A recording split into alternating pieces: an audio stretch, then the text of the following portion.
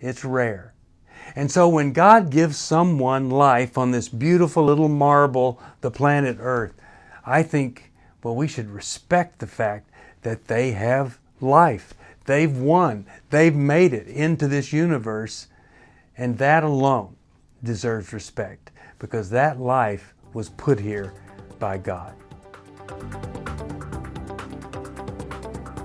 From New Life Ministries, this is Going Deeper with Stephen Arterburn. I'm Stephen Arterburn. And Going Deeper is all about taking the tough issues, the hard issues of life, looking a little bit deeper inside so that we can gain some insight into our lives. Hi, Steve Arterburn here. Welcome to Going Deeper. Well, we've been going through the alphabet, and today we're on this calligraphic letter R. R. It stands for respect. Now, you know, there's a wonderful scripture in Ephesians 5:33, and it says that a man should love his wife and a wife should respect her husband. But I've found that both people, if you don't love both ways and you don't love and respect both ways, there's something missing. I've found that in our day and age, it's more typical for respect to be missing on both sides. There was a time when it was more common for the man not to respect the woman, but the woman respected the man. Nowadays, well, just about every commercial I see about fathers and men and stuff, well, they're just making fun of us or making us look like we're a little bit dumb. Well, maybe we deserve a little more respect than that. A lot of times, you know, if we really love somebody and don't respect them, we don't really love them. It's when we truly respect the human that they are, inside out, the quality that they have, the essence of who they are, all of that they can do and be and are. When we see that and respect it, then we've got an amazing foundation for love. I am a stepfather. And I knew that if I was going to marry my wife, Misty, almost, 17 years ago, I knew that if I married her, well, I'd have to be the stepfather of her two boys. I didn't want to be a stepfather. Not because of the boys, it's just I thought it was a horrible concept. Sounds like they're going to step on you, or you're going to step on something, or them, or whatever. Anyway, it just didn't work for me. So I went to those boys when I finally had asked Misty to marry me, and she said yes. And I said to those boys, guys, you have a father, and I don't want to be your stepfather. Your father's great, and you've got a great relationship. I'm not going to take the place of him. I'm not going to replace him. I also don't want to be stepped on. So I'm going to be bonus dad. And so here's my concept that I knew in my heart would be the best chance of them loving me and me loving them. Not say to their mom, listen, those boys better respect me if they're going to get along with me. And you know what, as dumb and horrible as that sounds, that has been said by so many men marrying a woman who has children. But here's what I came at. I decided that if I earned their respect, love would follow. So I went into the relationship as like a benevolent uncle or grandfather or something. I allowed her to be the primary disciplinarian because they didn't even know me. I wasn't going to step in and with no knowledge, no respect and love, all of a sudden I'm going to start being the person that declares how they're going to be disciplined. That didn't make sense. So she remained the primary disciplinarian, and I supported what she wanted.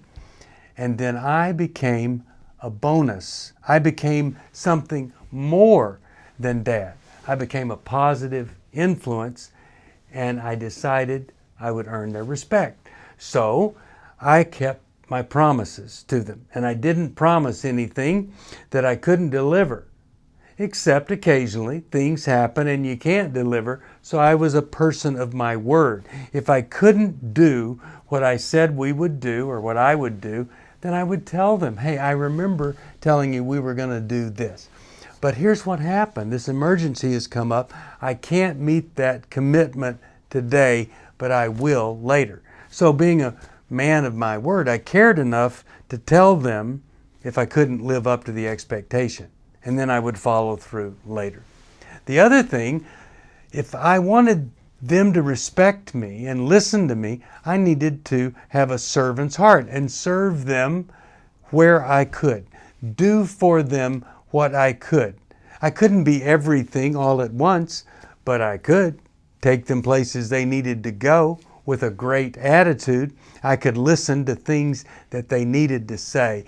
In fact, I could not only listen, but I could love hearing their stories and getting to know them deeper and deeper.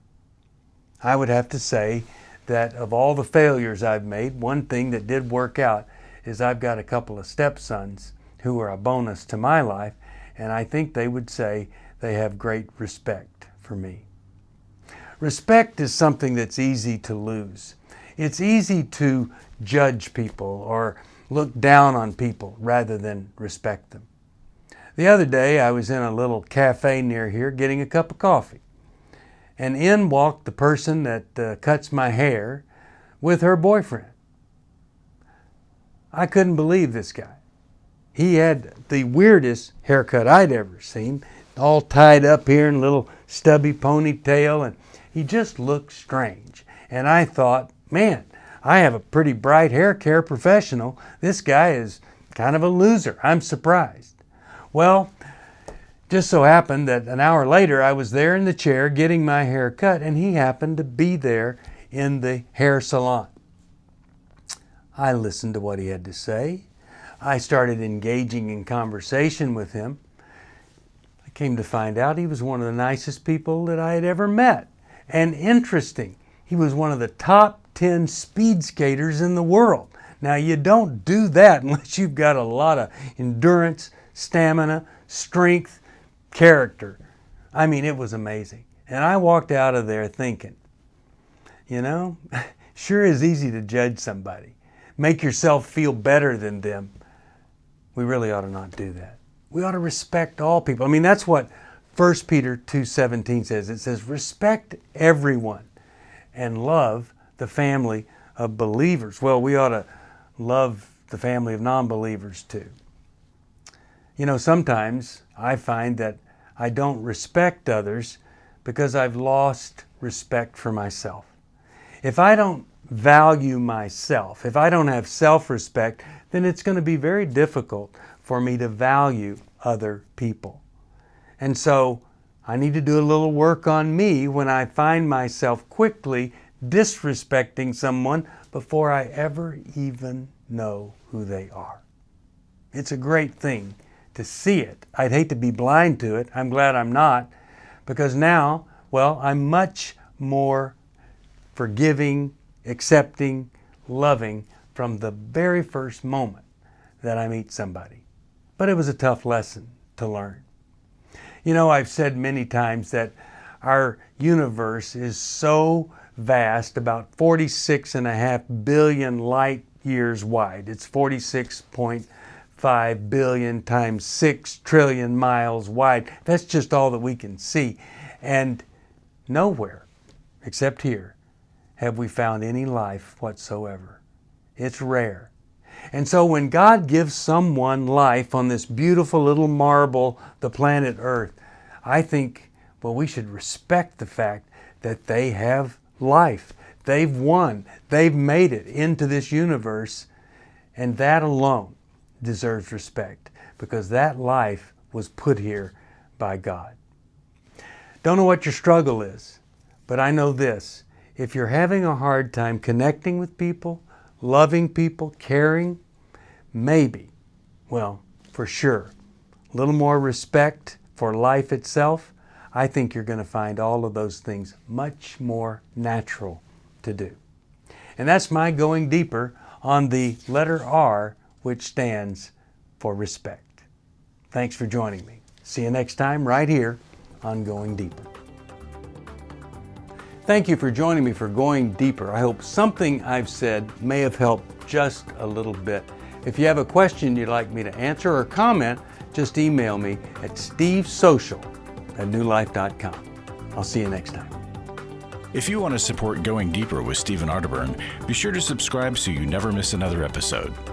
And if you know someone who would benefit from this episode, be sure to share it with them. See you on the next Going Deeper with Stephen Arterburn from New Life Ministries.